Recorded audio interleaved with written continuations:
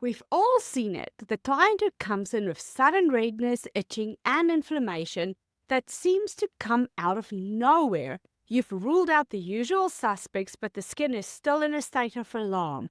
What's going on? The answer might lie in one of the most powerful but often misunderstood cells in the skin, the mast cell. Today, in honor of National Skin Barrier Day, which is tomorrow, we're going to talk about these immune sentinels and how they control the fight of your skin barrier. Think of the mast cell as the first responders of your immune system. They are strategically located throughout the skin, waiting for a signal.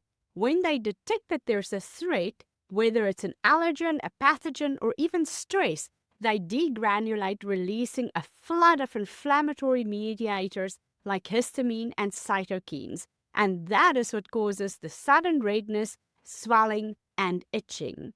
A classic clinical example of this is dermatographia, where you can literally write on the skin and a red raised welt will appear.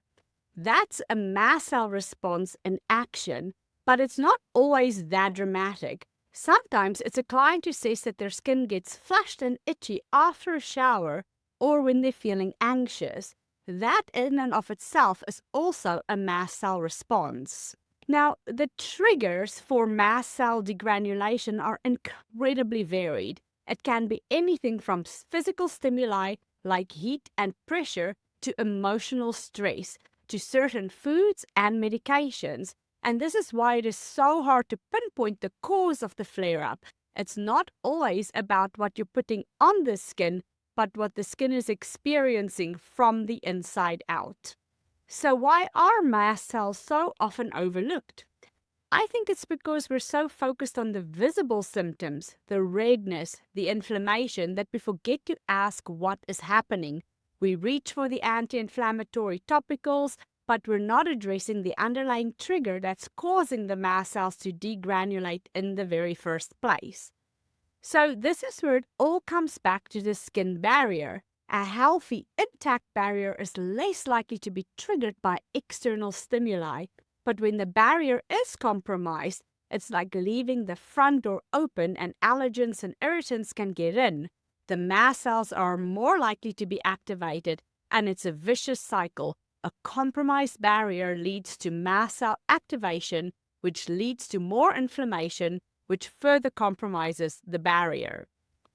Okay, so on this National Skin Barrier Day that is happening tomorrow, I do want to leave you with this thought.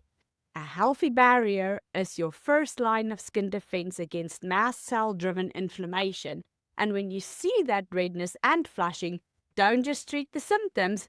Ask yourself, what is triggering the mast cell and what can I do to support the barrier? If this information was handy to you, please like, subscribe, and share with your friends, and I will see you next week.